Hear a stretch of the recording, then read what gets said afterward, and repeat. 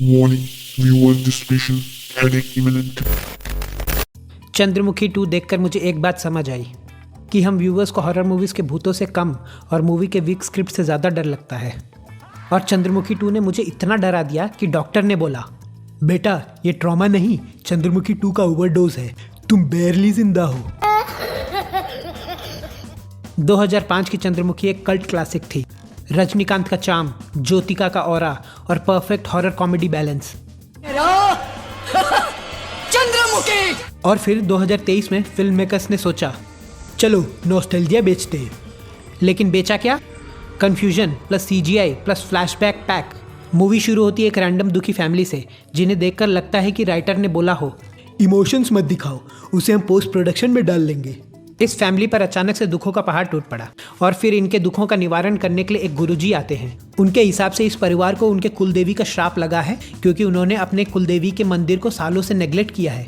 पैसे कमाने की लत ने उन्हें लालची बना दिया और अगर पैसा और लालच की बात हो ही रही है तो एक कबीरदास जी का दोहा तो बनता है, माया मरी न मन मरा, मरमर गए शरीर, आशा तृष्णा ना मरी, कह गए दास कबीर।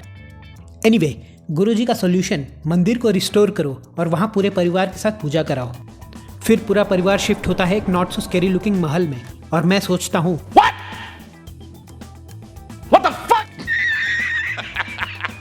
लॉरेंस भाई आते देरी नहीं कि एक लड़की पटा लेते हैं और फिर डांस रिहर्सल स्टार्ट कर देते हैं। ये नाच देन नाच, ऐसी एनर्जी स्क्रीन से निकलती है कि भैया स्क्रीन भी थिरकने लगती है। ये देख भूत भी कंफ्यूज आ जाता है कि साला डराऊं इन्हें या डांस ज्वाइन कर लूं।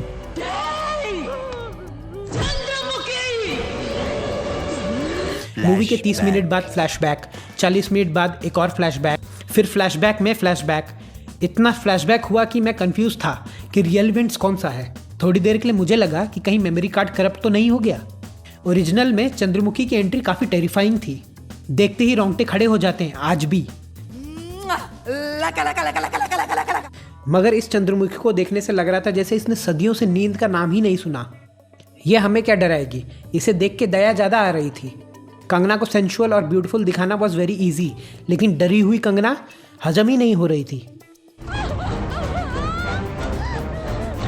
ये मूवी इतनी ज़्यादा लाइट शेड में थी कि डर तो दूर की बात है, लग रहा था जैसे रात भी दिन में ही हो रहा है। इतना खराब तरीके से चंद्रमुखी लिखी और स्क्रीन पे उतारी गई है कि तुम्हें भी हंसी आ जाएगी। ओरिजिनल कॉमेडी गोल्ड थी, यहाँ कॉमेडी अनस्किपेबल यूट्यूब एड्स जैसी लगती है, बहुत पेनफुल। एक एग्जाम्पल देखो, इस व्यक्ति को लोग इस महल का मालिक नहीं समझते। पूछो क्यों? क्योंकि वो नौकर जैसा दिखता है, इसलिए। हंसो भैंचो हंसो। इन मैडम को तो सबसे पहले उसे डिफेंड करना चाहिए था, मगर शुरुआत यही करती है। भूल गई क्या अपना यौवन जब ऋषि कपूर ने इनकी क्लास लगाई थी? वो क्या? क्यों? अरे 2.5 घंटे की मूवी है, जगह तो बहुत खाली था, जहां मौका मिला वहां कॉमेडी घुसा दिया। मूवी के स्टार्ट में हीरो की एंट्री फाइट से होती है। I mean, खुद ही देख लो, कौन लिखता है ऐसे एक्शन सीक्वेंस, ऐसे ऐसे कांड करता है ये कैरेक्टर कि आपको भी लगेगा भाई इसको भूत मारेगी या ये भूत की मारेगा। ये क्लिप तो एक नंबर लॉरेंस भाई का जलवा है। बस थी या उसका पोस्टर, कुछ समझ नहीं आया, बट भाई बाइक के साथ क्लीन घुसे, 2 बच्चों को पकड़ा और क्लीन बस से निकल गए। कोई डैमेज नहीं गाड़ी को। गाड़ी के साथ अब ये बच्चे भी वाइब्रेनियम के बने हैं। चंद्रमुखी तू तो गई। क्लाइमैक्स में मैंने जो सोचा था वही हुआ।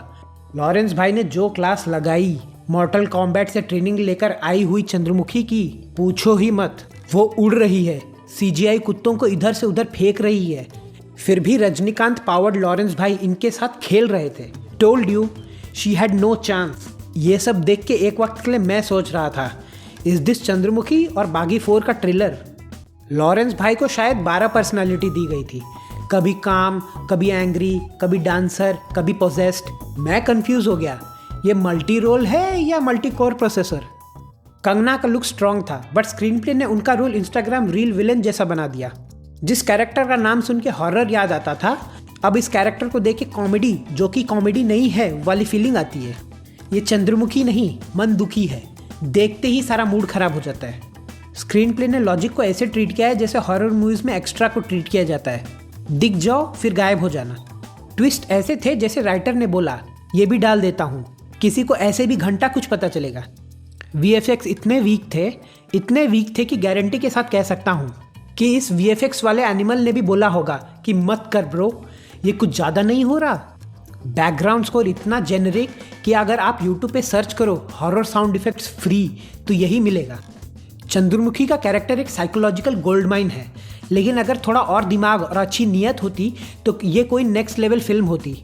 मगर यहाँ मिलता है flashback plus loud sound plus random dance plus physics defying action sequence. आखिर मूवी खत्म होती है और मेरी आत्मा बोलती है मुझे मुक्ति मिल गई। चंद्रमुखी 2 एक परफेक्ट एग्जाम्पल है। अगर लेगेसी को रेस्पेक्ट ना दो तो नॉस्टैल्जिया भी काम नहीं करता। अगर आपने ये मूवी नहीं देखी, कॉन्ग्रेचुलेशंस, आपके 2.5 घंटे बच गए। अगर आपको फिर भी मूवी देखनी है तो अपने हाथ का मिसाइल बनाओ और उसे अपने नितंब में डाल लो, क्योंकि ये फिल्म देखने के बाद दर्द तुम्हें वैसा ही होने वाला है।